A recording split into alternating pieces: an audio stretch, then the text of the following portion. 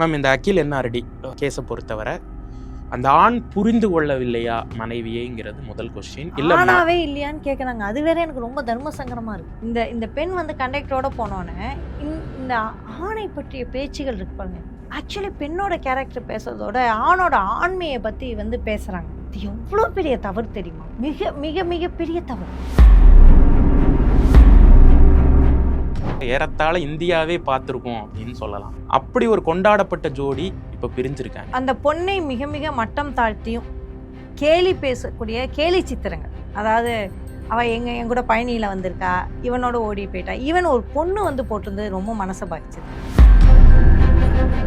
நீங்கள் சிஎம்மாக இருந்தீங்கன்னா சில விஷயங்களுக்கு ஆட்பட்டு தான் ஆகணும். கேள்விக்கு உட்படாமல்லாம் நீங்கள் அரசியலில் இருக்க முடியாது. கேள்விக்கு உட்படாமல் செலிபிரிட்டி ஆகவே முடியாது.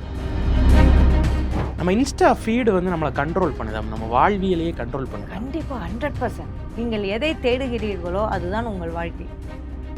உன்னோட ரிலேஷன்ஷிப் உன் மனசு படி உனக்காக உருவாக்கப்பட்டது. இன்ஸ்டாவில் வர ரிலேஷன்ஷிப்புக்கும் உனக்கு சம்மந்தம் இல்லை, அது அடுத்த வீட்டு கதை.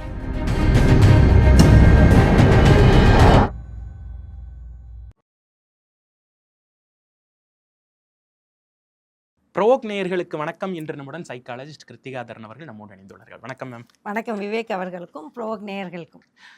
மேம், இன்னைக்கு இன்ஸ்டாகிராமில் இன்ஃப்ளூயன்சர் அப்படிங்கிறது வந்து எல்லாராலையும் அறியப்பட்ட ஒரு பதவி மாதிரி ஆயிடுச்சு. ஆக்சுவலாக அந்த மாதிரி செலிபிரிட்டி. ஆமாம். அப்படி இருக்கிறப்ப கேரளாவில் கிட்டத்தட்ட 6 மில்லியன் ஃபாலோவர்ஸ், எல்லா தளத்திலையும் சேர்த்து 6 மில்லியன் ஃபாலோவர்ஸ் வச்சிருக்கக்கூடிய அகில் என்ஆர்டி அப்படிங்கிறவர் வந்து மேக்கா அவர்களை திருமணம் செய்த அந்த காணொலியை வந்து ஏறத்தாழ இந்தியாவே பார்த்துருக்கோம் அப்படின்னு சொல்லலாம். அப்படி ஒரு கொண்டாடப்பட்ட ஜோடி இப்போ பிரிஞ்சிருக்காங்க. அந்த பிரிவு சம்மந்தப்பட்டு நிறைய விஷயங்கள் போய்கிட்டு இருக்கு. உங்களுடைய பார்வையில் இந்த பிரிவு, அந்த பிரிவையொட்டி நடந்த சம்பவங்கள் ஒரு கண்ணோட்டம் அப்படின்னு கேட்டோன்னே அந்த பொண்ணு ஓடி போயிட்டா அப்படின்னு சொன்னோன்னே நான் உடனே ஒரு ஸ்டேட்டஸ் போட்டிருந்தேன். அது ரொம்ப அந்த பொண்ணை மிக மிக மட்டம் தாழ்த்தியும் கேலி பேசக்கூடிய கேலி சித்திரங்கள், அதாவது அவள் என் கூட பயணியில் வந்திருக்கா, இவனோட ஓடி போயிட்டா, ஈவன் ஒரு பொண்ணு வந்து போட்டிருந்தது ரொம்ப மனசை பாதிச்சது. ஒரு ப்ளே பாய் அப்படிங்கிற ஒருத்தவனை நினச்சிக்கிட்டு இந்த பொண்ணு இவனோட தான் ஓடி போகுது, நாளைக்கு இவனுக்கும் இதே மாதிரி ஒரு பொண்ணு வந்துடும் அப்படிங்கிற மாதிரி. நான் கேட்டிருந்தேன், ஓடி போயிட்டான்னு ஒரு பெண்ணை மட்டும் ஏன் நம்ம இந்த சமூகம் சொல்லிட்டு இருக்கு? ஒரு ஆணை வந்து ஓடி போயிட்டான்னு சொல்லவே மாட்டாங்க, இழுத்துக்கிட்டு போயிட்டான்னு தான் சொல்லுவாங்க. ஊரை விட்டு ஓடி போயிட்டான் வேணா சொல்லுவாங்க, ஊரை விட்டு பிழைக்க போயிட்டான்னு சொல்லுவாங்க. ஆனால் இந்த ஓடி போயிட்டாங்கிறது வந்து பெண்ணை தான் சொல்கிறாங்க. அந்த பொண்ணு நிஜமாவே வேற ஓடி இருக்காங்க. நைட்டியை போட்டுட்டு யாருக்கும் தெரிய வேண்டாம் அப்படிங்கிறதுக்காக மிக வேகமாக ஓடினோன்னே அதை என்ன, நாளைக்கு அந்த பொண்ணுக்கு ஒரு குழந்தை பிறக்கும், நாளைக்கு இந்த பையன் வேறு திருமணம் பண்ணிக்கலாம். இன்றைக்கி இந்த பேசின நாக்குகள் இருக்குல்ல, என்ன ஏன் இவ்வளோ பேசுகிறாங்க? நான் சொல்கிறேன், பேசுங்க, உங்கள் கருத்தை சொல்லுங்கள், ரிலேஷன்ஷிப் பற்றி பேசுங்க, அந்த பேட்டர்னை பேசுங்க. நான் எதுவுமே பெருசாக்கக்கூடாது, எல்லாமே குற்றம்னு நான் சொல்லலை. இந்த மாதிரியான யூனிக்கான விஷயங்கள் செலிபிரிட்டியை பற்றி விவாதிக்கப்படும், அதுதான் செலிபிரிட்டி. நீங்கள் சிஎம்மாக இருந்தீங்கன்னா சில விஷயங்களுக்கு ஆட்பட்டு தான் ஆகணும். கேள்விக்கு உட்படாமல்லாம் நீங்கள் அரசியலில் இருக்க முடியாது. கேள்விக்கு உட்படாமல் செலிபிரிட்டி ஆகவே முடியாது. செலிபிரிட்டி அப்படி தான் இருப்பாங்க, அவங்கள பற்றி விவாதிங்க. ஆனால் கேரக்டரை பற்றி ரொம்ப மோசமாக தனிப்பட்ட முறையில் மிக மிக வல்கராகவும் மிக மிக அநாகரிகமாகவும் அசிங்கமாகவும் ஏன் இந்த சொசைட்டி இவ்வளோ மாறி இருக்குது? முக்கியமாக இந்த மேகா மணியில் அகில் ரொம்ப அது என்ன, அகிலை வந்து ஒரு மாதிரியாக சித்தரிக்கிறது, இல்லை இந்த பெண்ணை ஒரு மாதிரியாக சித்தரிக்கிறது, இல்லை அந்த கண்டக்டரை ஒரு மாதிரியாக சித்தரிக்கிறது, அடிச்சுக்கிறாங்க. நீ பெருசா நான் பெருசான்னு அடிச்சுக்கிறாங்க. அகில் தான் ஒரு தரப்பு, மேகா தான் ஒரு தரப்பு, கண்டக்டர் தான் ஒரு தரப்பு. ஏன் ஐயோ முடியல எனக்கு நிஜமாவே.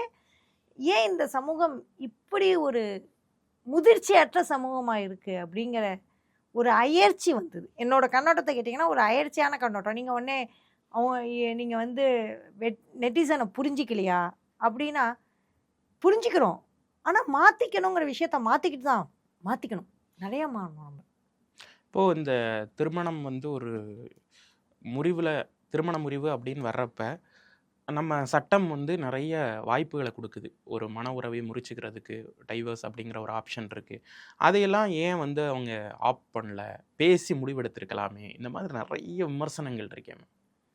நம்மளுக்கு என்ன நடந்ததுன்னு எதுவுமே தெரியாது. அந்த பெண்ணும் வெளியில் சொல்லலை, இவரும் வெளியில் சொல்லலை, எந்த இன்வெஸ்டிகேஷனும் நடக்கலை. ஆனால் இந்தியாவில் இன்னி வரைக்கும் டைவர்ஸ் சாத்தியம் இல்லை. அதான் நான் தான் எலோப்பிங், அதாவது திருமணமே சாத்தியம் இல்லை.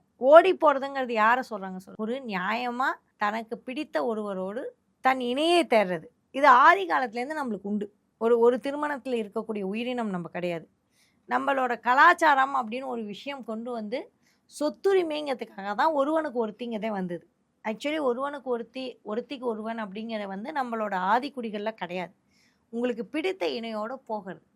பிடித்த இணையோடு போகிறதுக்கு இவ்வளோ கிராண்டாக திருமணம் செஞ்ச வச்சு அப்பா அம்மா ஒத்துப்பாங்களா?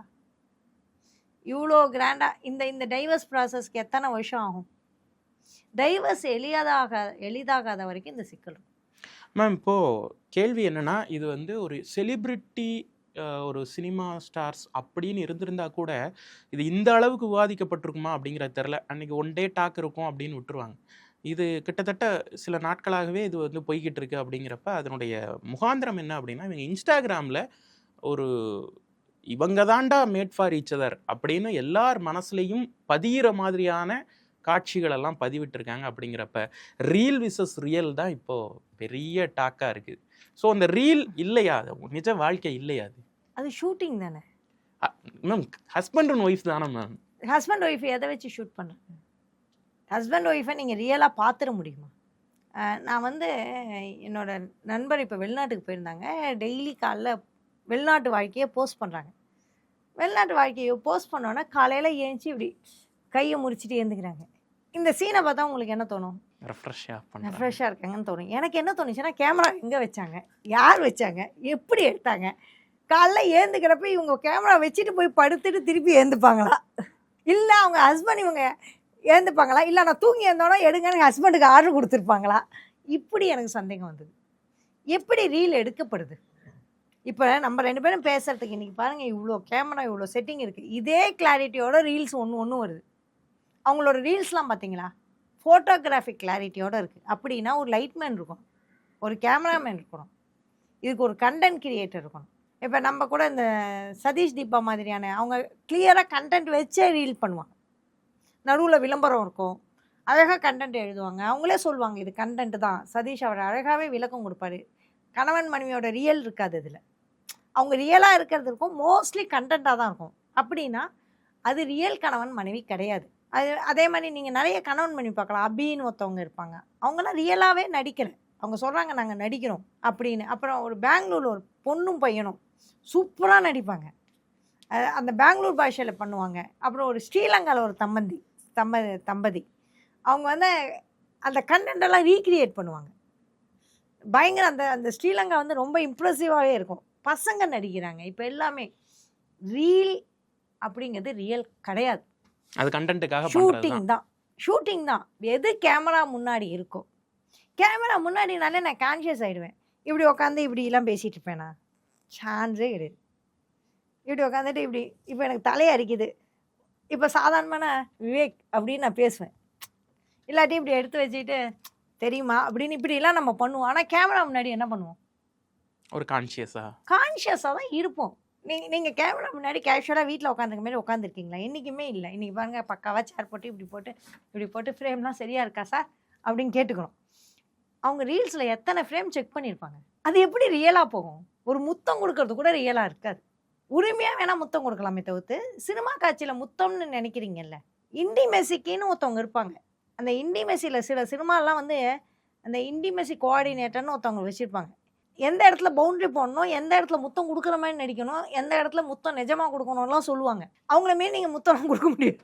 ஸோ அந்த மாதிரி இந்த ரீல்ஸை வந்து எல்லாமே நான் சொல்கிறேன், கேமரா முன்னாடி தான் நடக்குது. கேமரா முன்னாடி நடக்கிற எதுவுமே ரியலாக இருக்க வாய்ப்பு 90% கம்மி. சிசிடிவி முன்னாடி வேணால் இருக்கலாம்.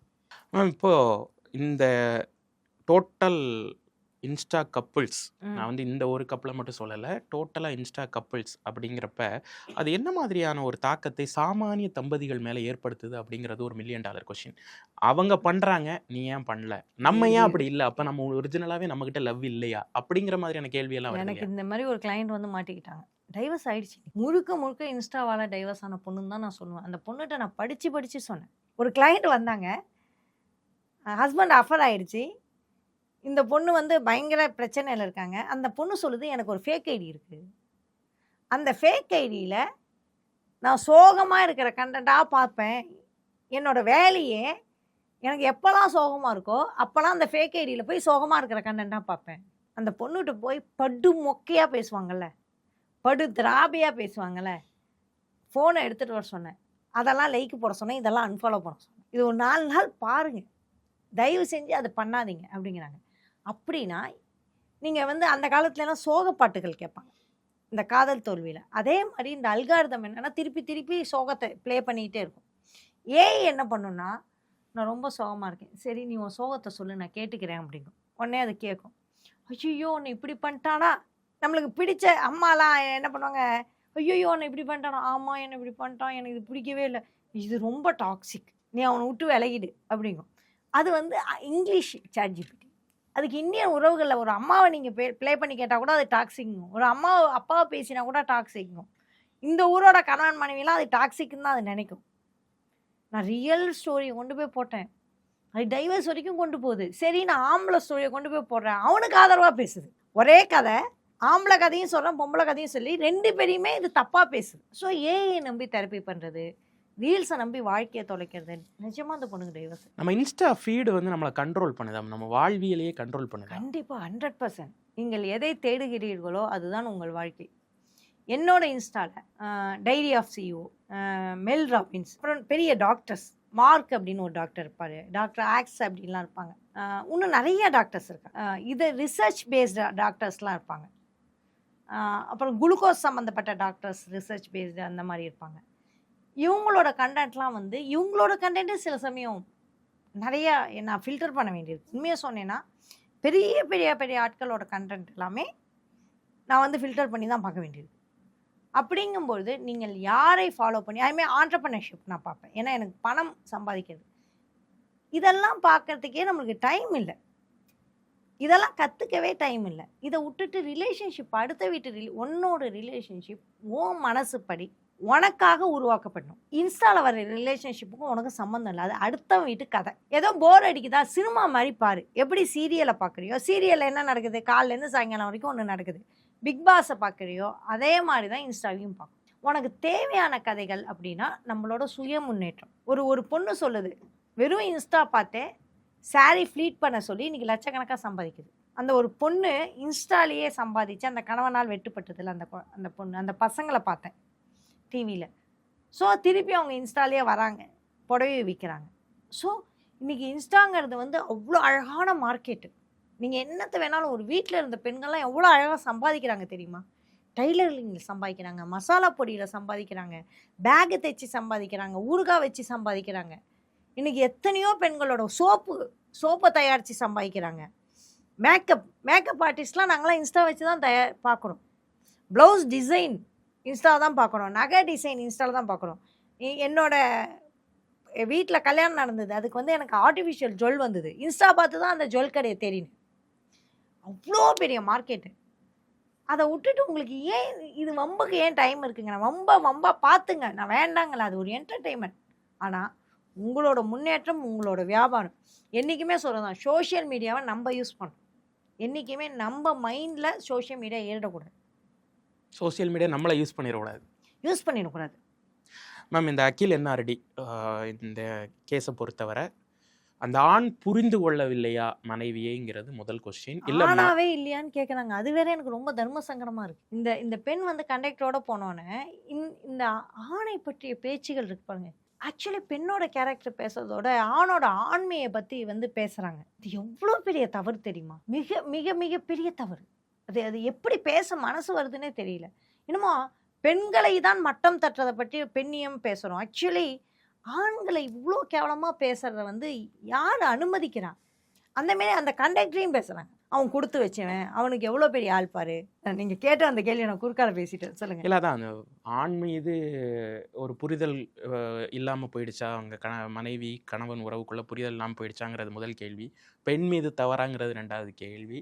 3வது வந்து இது இது இது ஒட்டுமொத்தமாக சமூகம் வந்து செய்த தவறா? இப்படி 3 கேள்வியாக நம்ம பிரிச்சுக்கலாம். பெண் ஆண் புரிதல் இல்லாமல் தான் அவங்க போயிருக்கலாம். ஏதோ புரிதலின்மையினால தான் ஒருத்தவங்க உறவை விட்டு வெளியேறுவாங்க. உறவை விட்டு வெளியேறது எந்த பெண்ணும் அவ்வளோ ஈஸியாக முடிவெடுக்க மாட்டாங்க. ஸ்ட்ராங் புரிதலின்மை இருக்கக்கூடிய வாய்ப்புகள் 100%. அடுத்து இன்னொரு கேள்வி என்ன சொன்னீங்க? அந்த பெண் வந்து செய்த தவறா அப்படிங்கிறது. தவறா சரியான்னு சொல்கிறதுக்கு நாம யார்? அந்தந்த நேரத்தில் அந்தந்த மனிதர்கள் அவரவர்கள் முடிவு. ஜெயகாந்தன் கூட சொல்லியிருப்பார். அந்தந்த நேரத்தில் அந்தந்த முடிவு. யாருமே அவர்களுக்கு சரியான முடிவை தான் எடுக்கிறாங்க. அது சரியா தவறான்னு சொல்கிறதுக்கு நம்ம யாருன்னே கிடையாது. அவங்க வாழ்ந்து முடிச்சப்புறம் அந்த முடிவு சரின்னு நினைக்கலாம், அந்த முடிவு தவறுன்னு நினைக்கலாம். அவங்களோட வாழ்க்கை விட்டுருவாங்க. அடுத்து சமூகம். இதில் ஒன்றும் இல்லை. கீழே போட்டுருங்க. அதில் ஒன்றுமே இல்லை, போட்டிருப்பா. போட்டுருங்க, தூக்கி போட்டுருங்க. உங்களோட வாழ்க்கை இல்லை, உங்களோட வாழ்க்கையை போய் பாருங்கள். ஒரு நாள் பார்த்தீங்கன்னா, வேடிக்கை பார்த்தீங்கன்னா போதும், திருப்பி திருப்பி ஃபாலோ பண்ணிட்டு உட்காந்துருக்காங்க. இந்த பேட்டியோடையே முடிச்சுட்டு இன்னும் அடுத்த ஆள் வந்துடுவாப்புல. நாளைக்கு ஏதாவது சட்டமன்றத்தில் நடக்கும், நாளைக்கு ஏதாவது மேடம் ஏதாவது ட்வீட் போடுவாங்க, அதை போய் படிக்க போயிடலாம். அந்த பெண்ணை வாழ விடுமா மேம் இந்த சமூகம்? இனி ஒரு ஏன்னா இவ்வளோ பெரிய ஒரு வெளிச்சம் அப்படிங்கிறது, அதை ஒட்டிய விமர்சனம் கஷ்டம். நாளைக்கு அந்த பெண்ணோட இன்னும் 50 ஆண்டு கால வாழ்க்கையை நினச்சா கொஞ்சம் கஷ்டமாக இருக்குது. திருப்பி திருப்பி எதுவும் முன்னெல்லாம் சினிமா தான் வந்து, சினிமாவில் தனிப்பட்ட வாழ்க்கையை நம்ம எடுக்க மாட்டோம், சினிமா சீன்ஸ் தான் இருக்கும். ஆனால் இங்கே இன்ஸ்டாவில் வந்து தனிப்பட்ட வாழ்க்கையை ரொம்ப காமிச்சிரும். அவங்க வீடு டூருன்னு காமிக்கிறாங்க, அவங்க வீடை காமிச்சிடுறாங்க, அவங்க போகிற இடம்லாம் காமிச்சிடுறாங்க, அவங்களோட குழந்தைகளை காமிச்சிடுறாங்க, எல்லாத்தையும் காட்டிடுறாங்க. நாளைக்கு எல்லாமே கேள்விக்குரியதாகும். அந்த தாய் தந்தையை நினச்சி பாருங்களேன். அந்த பொண்ணோட தாய் தந்தை, அவங்களோட மாமனார் மாமியார், அவங்களோட அண்ணன் தம்பி, கஷ்டம். நிறைய விஷயங்கள் பகிர்ந்துக்கிட்டீங்க. ரொம்ப நன்றி. நன்றி.